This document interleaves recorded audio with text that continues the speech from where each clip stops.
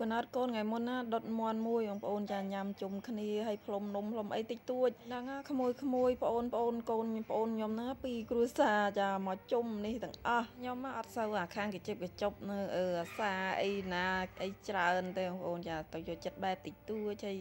តែប៉ុណ្្នឹងទៅគឺហើយឥឡូវមកចូលមកដុតមន់យើងវិញគឺថាមានមន់មួយធ្វើមន់មួយគ្រឿងសម្រាប់ដុតនោះមានគល់លក្រៃម្ដេងលក្រូចខ្ទឹមសខ្ទឹមក្រហមចាមានប៉ុណ្្នឹងឯងហើយចំពោះមន់យើងវិញគឺថាធ្វើញ៉ាំខ្លួនឯងអញ្ចឹងបងប្អូនចាខ្ញុំអត់ចុះចិត្តបែបញ៉ៃញ៉ៃច្រើនទេយកមកកាប់កកាប់ជើងកាប់អីឲ្យធ្វើកញ្ចក់ធ្វើអីវាចេញឲ្យស្អាតមកគល់លក្រៃដំវា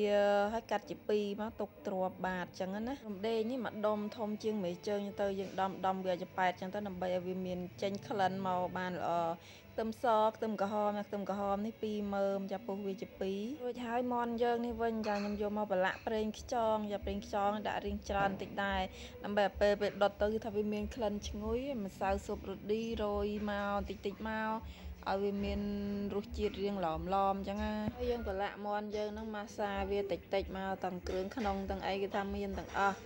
ចាប្រឡាក់វាមកចតុះមកហើយរួចហើយទុកវាចោលសិនដាក់ខ្លាញ់ឲ្យក្តៅមកដាក់អំពងមន់ហ្នឹងចាចំពោះរបៀបធ្វើវិញវិធីនេះគឺថាខ្ញុំទើបធ្វើលើកទី1ដែរបងប្អូនចាយើងយកមន់ហ្នឹងអំពងសងខាងនិយាយទៅត្រឡប់មកសងខាងឲ្យវាឡើងក្រហមសពខាងក្រៅហ្នឹងមិនបាច់ឆ្អិនក៏បានដែរប៉ុណ្ណឹងមកគឺរួចរាល់ចាហើយយើងលាងផ្ទះលាងអីសាថ្មីមកចាក់គ្រឿងដែលយើងបានរៀបចំមិញហ្នឹងចូលហើយញីវាត្រឡប់វាឲ្យវាមានក្លិនឈ្ងុយបងប្អូនចានិយាយទៅដាក់គ្រឿងប៉ុន្មានមុខហ្នឹងឡើងក្លិនឈ្ងុយជាភាសាខ្ទឹមក្រហមហ្នឹងគឺថាដាក់មកគឺថាឈ្ងុយតែម្ដងហើយដាក់មិញនេះគឺថាប្រេងឆាចូលបន្តិចឲ្យវាកាន់តែឈ្ងុយហើយដាក់សាច់ដូងចូលតិចដែរចាដូចខ្ញុំថាអញ្ចឹងរបៀបនេះខ្ញុំទៅធ្វើលើកទី1បងប្អូនចាឲ្យដាក់មាន់ចូលមកហើយទឹកដូងហ្នឹងគឺថាចាក់ចូលមួយទាំងអស់ថាដុតដូងក្អូបតែអត់បានទៅទិញដូងក្អូបអញ្ចឹងអាដូងយើងនៅផ្ទះហ្នឹងចាំកាលដាក់មកហើយខ្ញុំដាក់ប្រេងខ្យងបន្តិចដែរបងប្អូនឲ្យវាឈ្ងុយអញ្ចឹងណាមាន់ហ្នឹងទុកចោលសិនមកមើលបន្លែយើងវិញចំពោះបន្លែថ្ងៃនេះខ្ញុំមានជាបូកូននេះគឺថាមកចំហៀងហើយក៏មានស្ពៃក្តោបនោះមកជ្រុងដែរការ៉ុតដាក់ដូចជាអត់ដល់មួយបងប្អូនចាយើងមកស្មានមើលមកល្មមខ្ទះយើងដាក់អស់មិនអស់អញ្ចឹងហើយ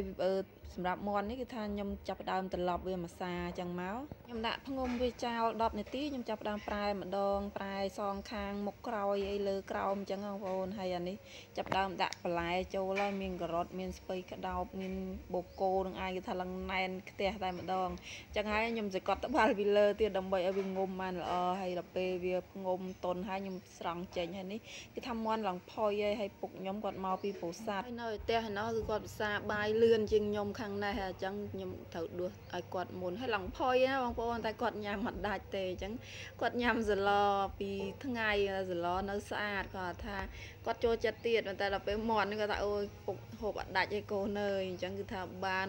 កូនចៅក្មួយនឹងទាំងអស់មាន់ដល់ពេលវារីងទឹកអស់ចឹងហើយយើងបវល់ត្រឡប់មកឲ្យវាសប់ចូលជាតិជាមួយមាន់ជាមួយអីហ្នឹងឲ្យបន្លែយើងអីដាក់មកហើយនេះគឺមាន់ថ្ងៃហ្នឹងគឺថាឡើងផុយឆ្ងាញ់បងប្អូនស្បែកអីគឺថាក៏ឆ្ងាញ់ដែរថ្ងៃនេះខ្ញុំប្រើជាទឹកត្រីបុកនេះឯងឲ្យបានធ្វើអី